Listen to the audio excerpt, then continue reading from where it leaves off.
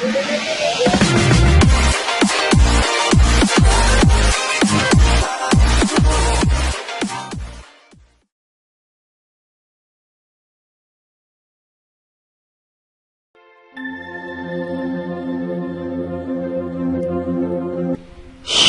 گہری رات میں ڈھل گئی تھی۔ مدھم چاند اب خوب تیز ہو کر چمکا۔ کھجور، انجیر، انار اور سیب کے باغات چاندنی میں نہا گئے تھے، اور عامر بنو عبس کی بستی بلاس میں اپنے چچا کے دروازے پر دستک دے رہا تھا۔ تھوڑی ہی دیر بعد دروازہ کھلا اور عامر کا چچا زاد بھائی عدنان سامنے کھڑا تھا۔ چند لمحوں تک وہ عامر کو دیکھتا رہا، پھر اس نے ہمدردی سے پوچھا، اے میرے امزاد، تو اداس و دلگیر، پریشان و محزون اور خاموش و حیران کیوں ہے؟ آج تمہارے ساتھ اونٹ کیوں ہے؟ اور اس پر تم نے اپنے گھر کا سامان کیوں لاد رکھا ہے؟ عامر خاموش رہا۔ اتنی دیر تک اس کا چچا عمر بن کعب اور امزاد بہن عروب بھی دروازے پر آ گئے تھے۔ عروب نے عامر کا بازو پکڑ کر جھنجھوڑتے ہوئے کہا، یا اخی، آپ چپ کیوں ہیں؟ اور آپ نے بھائی کے سوالوں کا جواب کیوں نہیں دیا؟ عمر بن کعب بھی آگے بڑھا اور عامر کو اپنے ساتھ لپٹا کر اندر لے گیا۔ عدنان اس کے اونٹ اور گھوڑے کو استبل میں لے گیا اور اونٹ کے گھٹنے پر مہار کی رسی مار کر اسے زمین پر بٹھا دیا تھا۔ پھر وہ بھی اس جگہ پر آ گیا جہاں عامر، عمر بن کعب اور عروب اندر آ کر بیٹھ گئے تھے۔ عمر بن کعب نے بڑی شفقت سے پوچھا، اے میرے بھائی کے فرزند عزیز، تیرے ساتھ کیا بیتی جو تو اداس ہے اور اپنے گھر کا سامان بھی لے آیا ہے؟ عامر نے پگھلی ہوئی سی آواز میں کہا، میرے باپ کو قتل کر دیا گیا ہے اور مجھے دمشق شہر سے نکال دیا گیا ہے۔ عامر بن کعب چلا اٹھا، کیسے اور کیوں کر میرا بھائی مارا گیا؟ اور جواب میں عامر نے اپنی پوری داستان سنا دی۔ عامر جب خاموش ہوا تو عمر بن کعب نے پوچھا، تیرے خیال میں یہ قتل کس نے کیا ہے؟ عامر نے اپنی کھولتی ہوئی آواز میں کہا، یہ کام دمشق کے وزیر طاہر المرزغانی کا ہے، اور مجھے شک ہے کہ میرے باپ کا قاتل ایک اسماعیلی سقلاج ہے، جس کا بھائی پولوس میرے ہاتھوں دریائے ابانا کے کنارے مارا گیا تھا۔ اس شک کی بنیاد میں نے دمشق کے حکمران بوری کی گفتگو سے قائم کی ہے۔ عمر بن کعب نے کہا، تمہارا اندازہ درست نہیں، اس قتل کے ذمہ دار بنو زیبان ہیں جو ہمارے ازلی اور ابدی دشمن ہیں۔ عامر نے فیصلہ کن لہجے میں کہا، آپ غلطی پر ہیں، بنو زیبان کا اس میں کوئی ہاتھ نہیں۔ عمر بن کعب نے تنبیہ کرتے ہوئے کہا، طاہر المرزغانی کے خلاف حرکت میں نہ آنا، قاتل یقیناً بنو زیبان سے تعلق رکھتے ہیں۔ عامر نے کہا، اے میرے عم، اپنے قبائلی عصبیت کو ہوا نہ دیجیے، میں جانتا ہوں قاتل کون ہے اور میں موت کا ہمزاد بن کر اس پر نازل ہوں گا۔ عروب نے دخل اندازی کرتے ہوئے کہا، اے میرے باپ، اس بحث میں نہ پڑیے، پہلے بھائی کو کھانا کھانے دیجیے۔ عمر بن کعب خاموش ہو گیا۔ عروب عامر کو کھانا کھلانے لگی اور عدنان عامر کے اونٹ سے سامان اٹھا کر اندر لے جا رہا تھا۔ بنو زیبان کا سردار سالم بن عقبہ اپنے گھر کے صحن میں کھجور تلے بیٹھا ہوا تھا۔ اس کا بیٹا ولید استبل میں اپنے گھوڑے کو کھریرا کر رہا تھا، جبکہ اس کی بیٹی نائرہ صحن کے دائیں طرف صبح کا ناشتہ تیار کر رہی تھی۔ اتنے میں قبیلے کا ایک جوان اور خوب کڑیل آدمی اندر داخل ہوا اور سالم بن عقبہ کے قریب آ کر اس نے زخمی سی آواز میں کہا، سردار، میں آپ کے لیے ایک بری خبر لایا ہوں۔ سالم نے چونک کر پوچھا، تم کیسی بری خبر لائے ہو نقیب؟ شاید آنے والے کا نام نقیب تھا۔ نوارد نے پھر کہا، میں بنو عبس کے عامر بن نافع کے متعلق آپ سے کچھ کہنا چاہتا ہوں۔ عامر کا نام سن کر کام میں مصروف نائرہ کے ہاتھ ٹوٹ گئے تھے اور استبل میں اپنے گھوڑے کو کھریرا کرتا ہوا ولید وہاں سے ہٹ کر اپنے باپ کے پاس آ کھڑا ہوا۔ سالم بن عقبہ نے پوچھا، تم عامر بن نافع کے متعلق کیا کہنا چاہتے ہو؟ نقیب نے کہا، دمشق میں عامر کے باپ کو کسی نے قتل کر دیا ہے سالم بن عقبہ نے چونک کر پوچھا، عامر کے باپ کو قتل کر دیا گیا ہے؟ چولہے کے پاس بیٹھی ہوئی حسین نائرہ اداس اور غمزدہ ہو گئی۔ نقیب نے پھر کہا، آپ نے میری پوری بات تو سنی ہی نہیں۔ نائرہ کو اغوا سے بچانے کے لیے عامر نے جن 4 جوانوں کو دریا کے کنارے قتل کیا تھا وہ وزیر طاہر المرغزانی کے آدمی تھے، اور اس نے دمشق کے حاکم بوری سے کہہ کر عامر کو دمشق سے شہر بدر کرا دیا ہے۔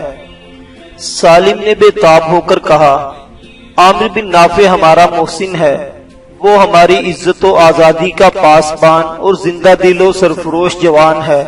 مجھے بتاؤ وہ شہر سے نکل کر کہاں گیا ہے؟ میں اسے اپنے قبیلے لے آؤں گا۔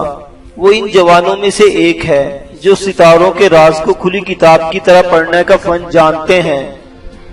نقیب نے پھر کہا، عامر دمشق شہر سے نکل کر اپنے قبیلے میں آ گیا ہے، اب اپنے چچا عمر بن کعب کے ہاں رہ رہا ہے۔ سالم نے پھر غمزدہ آواز میں کہا، تم کسی طرح عامر سے ملو اور اسے میرے پاس لے آؤ۔ میں اس جوان کے تعاون سے بنو زیبان اور بنو ابس کی برسوں پرانی دشمنی ختم کرنا چاہتا ہوں۔ اگر میں ایسا کرنے میں کامیاب ہو گیا تو یہ میرے لیے ایک سعادت ہوگی، لیکن اس سے ملتے ہوئے احتیاط برتنا۔ کسی نے تمہیں اس کے ساتھ دیکھ لیا تو بنو ابس عامر سے بدظن ہو جائیں گے، اور جو کام میں اس کی مدد سے لینا چاہتا ہوں دشوار اور مشکل ہو جائے گا۔ شاید تم عامر کو نہیں جانتے، اس کام کے لیے تم ولید کو ساتھ لے جانا، یہ ایک بار اسے دیکھ چکا ہے۔ المرغزانی کو ایسا نہیں کرنا چاہیے تھا، وہ شہر کا خضر اور پاسبان ہے، جب خضر ہی ڈبورے تو ہتھیلی کون دے۔ بہرحال عامر بن نافع کو میری بیٹی کو اغوا کرنے والوں کے قتل کے جرم میں شہر بدر کیا گیا ہے، لہٰذا ہم پوری طرح اور ہر حالت میں عامر بن نافع کا ساتھ دیں گے۔ ہم اپنے محسن کو خواہ وہ ابسی ہی کیوں نہ ہو بے بسی کی حالت میں اور تنہا نہ رہنے دیں گے۔ نقیب نے مڑ کر باہر نکلتے ہوئے کہا، میں چند روز کے اندر عامر سے ملنے کی کوشش کروں گا۔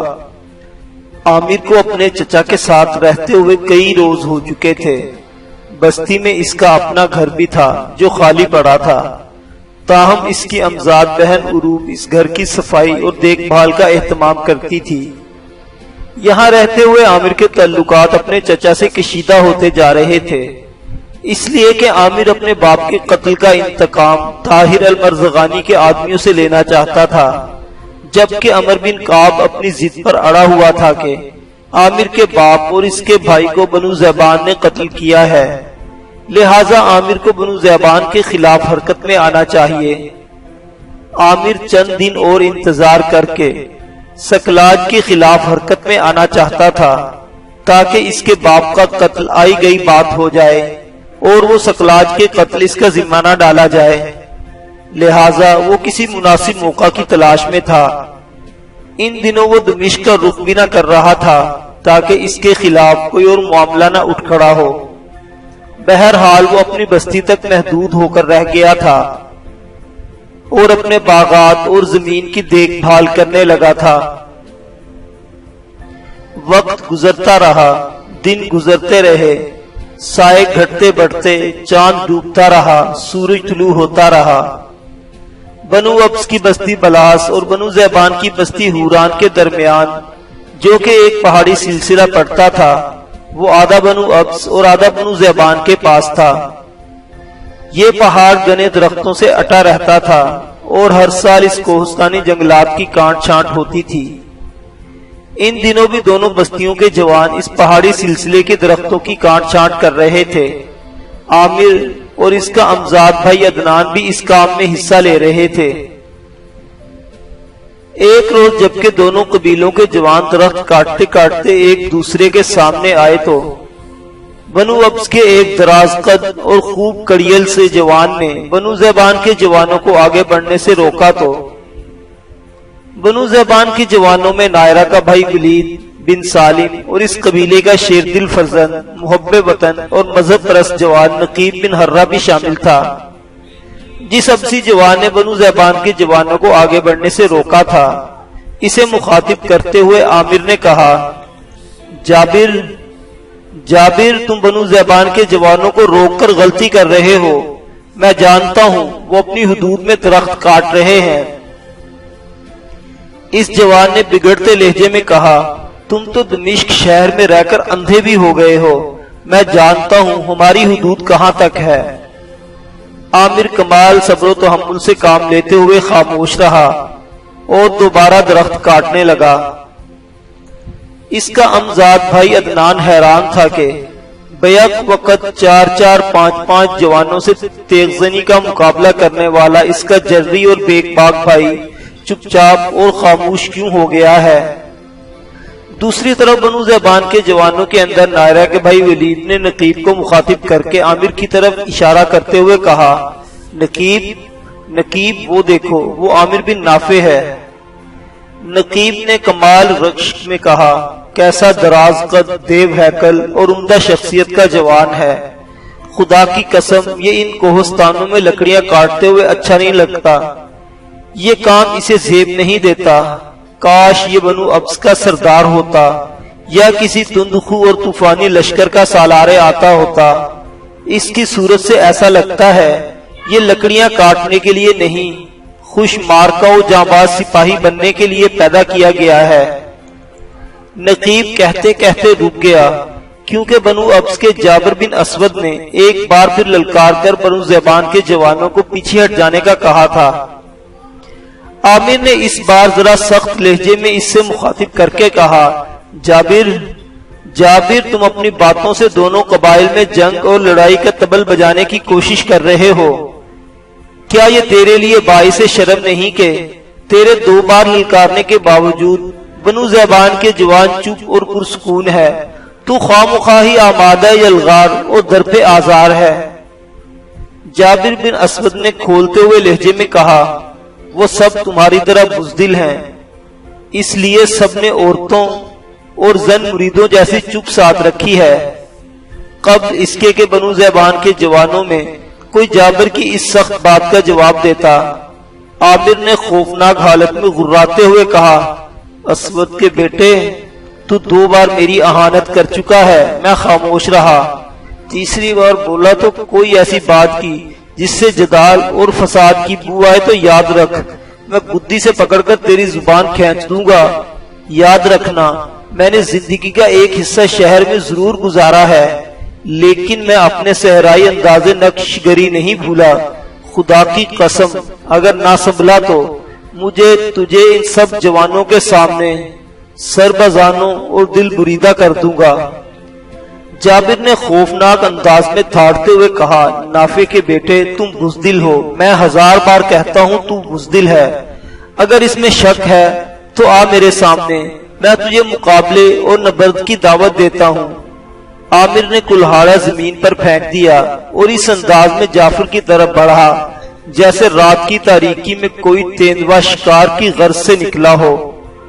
جابر نے بھی اپنا کلہاڑا پھینک دیا اور عامر کا مقابلہ کرنے کے لیے مستعد ہو گیا۔ عامر نے آگے بڑھ کر جو ہی جابر کی گردن پر ہاتھ ڈالنا چاہا، جابر نے اس کا ہاتھ پکڑ لیا۔ عامر بجلی کے کوندے کی طرح حرکت میں آیا، اس نے فوراً جابر کو اپنے دونوں ہاتھوں میں اٹھا کر ہوا میں بلند کیا، پھر بری طرح زمین پر پٹک دیا۔ پھر اس نے جابر پر پاؤں کی ٹھوکروں کی بوچھاڑ کرتے ہوئے کہا، جابر اپنا باغی پن دور کرو، ہمارا بنو ذیبان سے کوئی جھگڑا نہیں، ہم سب مسلمان ہیں اور مسلمان آپس میں بھائی بھائی ہوتے ہیں۔ جابر کوشش کر کے اٹھ کھڑا ہوا، لیکن اسی لمحہ عامر نے اس کی گردن پکڑ لی اور اس قدر زور لگا کر جابر کو نیچے کی طرف دبایا کہ جابر کی ناک زمین سے جا لگی۔ عامر نے غرا کر کہا، آج میں تیری ساری سرکشی زائل کر کے رہوں گا۔ عامر نے ایک بار پھر جابر پر مکوں کی بوچھاڑ کی تھی،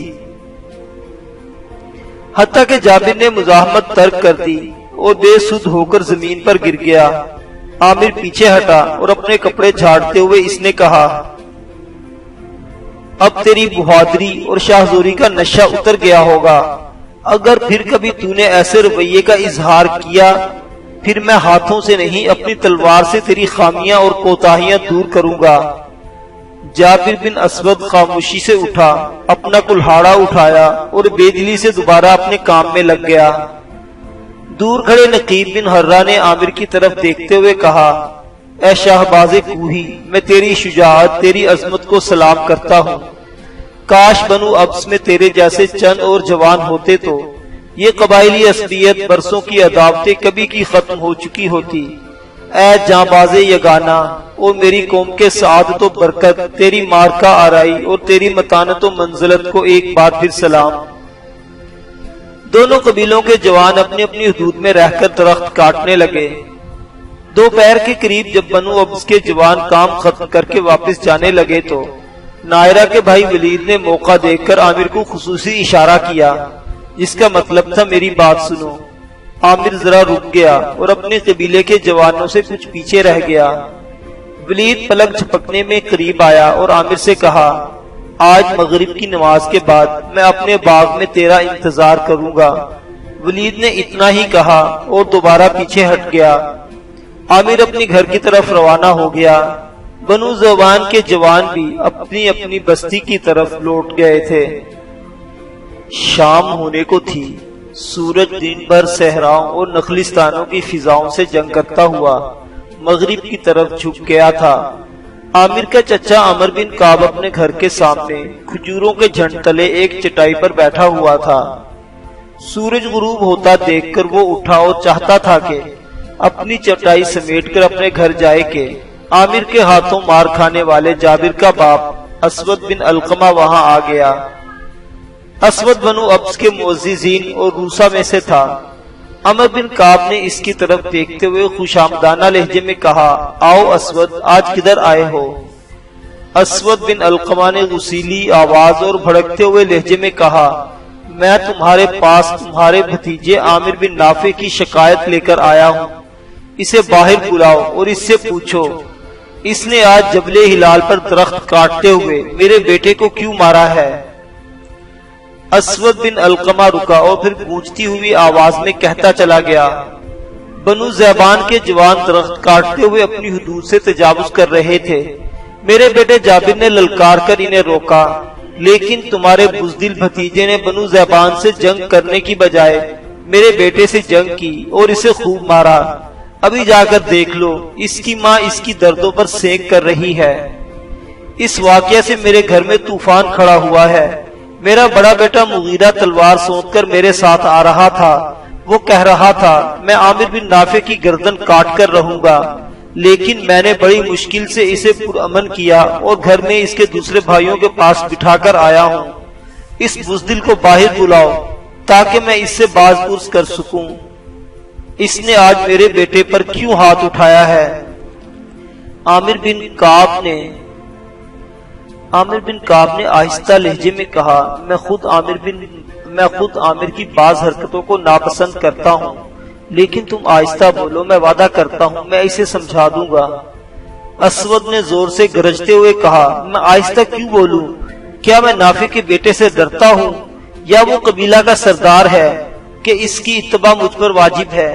اسے اچھی طرح سمجھا دینا کہ اگر وہ دمشق شہر میں رہتے ہوئے بزدل ہو گیا ہے اور بنو زیبان سے جنگ کرتے ہوئے خوفزدہ ہے تو باہر نکلنے کے بجائے چوڑیاں پہن کر اپنے گھر میں پڑا رہے۔ ہم بنو زیبان سے نمٹنا خوب جانتے ہیں۔ اس کا باپ بھی بزدل تھا۔ بزدل نہ ہوتا تو اپنے قبیلے سے نکل کر دمشق شہر میں آہن گری کا پیشہ نہ کرتا۔ عمر بن کعب نے اس بار ملتجی لہجے میں کہا، اسود بات کو طول نہ دو، عامر اس وقت گھر پر ہے، اگر اس نے یہ بات چیت سن لی تو طوفان کھڑا کر دے گا۔ میں تم سے اس کے غلط اور منفی رویے کی معافی مانگتا ہوں۔ اسود بن علقمہ کھڑا ہو گیا اور گرج کر کہا، اس کو سمجھا دو کہ وہ اپنے آپ کو بدل لے، ورنہ اسے یہاں سے نکلنا ہوگا۔ جس طرح دمشق شہر والوں نے تنگ آ کر اسے نکالا ہے، ہم بھی اسے اپنے قبیلے سے بدر کر دیں گے، اور یہ قدم اس کے لیے نقصان دہ نہیں، تمہارے لیے بھی افسوسناک ہوگا، اس لیے کہ اسود بن علقمہ اپنی بات مکمل نہ کر پایا تھا کہ عامر غصیلی اور غضبناک حالت میں گھر سے نکلا اور چلاتے ہوئے کہا، اسود اسود میں نے مکان کے اندر رک کر بڑے صبر و تحمل سے تمہاری گفتگو سنی ہے. تم نے مجھے اور میرے باپ کو بزدل کہہ کر پکارا ہے. دوبارہ اگر یہ الفاظ تمہاری زبان پر آئے تو یاد رکھو تمہاری یہ گندی اور ناپاک زبان کاٹ کر میں تمہاری ہتھیلی پر رکھ دوں گا. اسود بن علقمہ نے منہ سے جھاگ چھوڑتے ہوئے غصے میں کہا تم نے بنو ذیبان کے جوانوں سے معاملہ طے کرنے کی بجائے آج میرے بیٹے کو بلا وجہ مارا ہے. اگر تم بنو ذیبان سے ڈرتے ہو تو گھر میں پڑے رہو, ہم تمہاری حفاظت کا ذمہ لیتے ہیں. عامر نے تنزن کہا اس قدر بڑی عمر کے ہو کے تمہیں شرم تو نہ آتی ہوگی کہ تمہارے بیٹے اور بہادر شجاع ہونے کا دعویٰ کرتے ہو اور اس شخص کو بزدل کہہ کر پکار رہے ہو جس نے تمہارے بیٹے کو مارا ہے. تمہاری سمجھ کہاں چلی گئی ہے, تمہارا شعور کہاں کھو گیا ہے؟ اسود میں تمہیں اچھی طرح جانتا ہوں. تم اور تمہارے بیٹے بنو ذیبان کے ساتھ جنگ کرنے میں سب سے آگے ہوتے ہیں اور لڑائی کے دوران تم سب سے پہلے فرار ہونے کے لیے پیچھے رہتے ہو. میں تمہاری خصلت اور خو کو سمجھتا ہوں. تمہارا بیٹا جابر آج بغیر وجہ سے بنو ذیبان سے الجھنا چاہتا تھا کیونکہ اس میں بھی تم جیسی مکار اور عیار خون گردش کرتا ہے, لہٰذا اس نے بھی مجھے تمہاری طرح بزدل کہہ کر پکارا. میں نے دوبارہ اس سے برداشت کیا اور تیسری بار میرا ہاتھ اس کی گردن پر تھا. اسود آئندہ کبھی بھی مجھے اور میرے باپ کو بزدلی کا تانا نہ دینا, ورنہ میں تیری گندی زبان کاٹ کر تیری ہتھیلی پر رکھ دوں گا. تم بنو اب سے کوئی بھی میرے سامنے لاؤ, اگر کوئی مجھے مات کر گیا تو میں اپنا قبیلہ چھوڑ کر چلا جاؤں گا. اسود بن علقمہ اس بار شرمسار سا ہو کر بولا قبیلے کے جوان اپنوں سے نہیں لڑتے, تیرے برعکس وہ بنو ذیبان سے عداوت کا حق ادا کرتے ہیں. تیری طرح دشمنوں کے سامنے اپنوں سے لڑ کر نسوانیت کا اظہار نہیں کرتے. عامر نے فوراً اپنی تلوار بے نیام کر لی اور غصے میں چلا کر کہا اسود تمہارا کوئی حمایتی ہے تو اسے آواز دے لو, میری تلوار تمہاری گردن پر برسنے والی ہے. اگر باتیں بنانے کی طرح تم جنگجو بھی ہوتے تو مقابلے کے لیے تیار ہو جاؤ, میں تمہیں تلوار نکالنے کا موقع دیتا ہوں. تم پر ابلیس کی سی لعنت, اگر تم اپنے آپ کو ناچار اور لاغر جانتے ہو تو جاؤ اپنے کسی بیٹے کو بلا لاؤ, میں یہی کھڑا ہو کر انتظار کرتا ہوں. عامر کے ہاتھ میں ننگی اور چمکتی ہوئی بھاری تلوار دیکھ کر اسود کا رنگ پیلا پڑ گیا تھا. وہ خوف اور وحشت سے پیچھے ہٹنے لگا. عامر جب اور آگے بڑھا تو عامر کا چچا عمر بن کعب درمیان میں آتا ہوا بولا عامر تم گھر چلے جاؤ, میں اسود کو سمجھا لیتا ہوں. عامر نے غضبناک آواز میں کہا اے میرے عم آپ پیچھے ہٹ جائیے, میں اس شر پسند کا سر کاٹ کر رہوں گا جو بنو ابس اور بنو ذیبان میں جدال اور فساد کی سب سے بڑی اور پرانی جڑ ہے. اتنی دیر تک گھر سے عامر کی امزاد بہن عروب اور بھائی عدنان بھی بھاگتے ہوئے باہر آ گئے تھے. عروب نے عامر کا بازو پکڑتے ہوئے کہا اخی چھوڑیے اس جھگڑے کو, آپ گھر چلیے. عامر نے غصے میں عروب کو بھی ایک طرف ہٹا دیا تھا. عمر بن کعب ابھی تک دونوں کے درمیان حائل تھا. اس کے ایک طرف غضبناک حالت میں عامر تھا اور دوسری طرف اسود بن علقمہ جو خوف سے تھر تھر کانپ رہا تھا.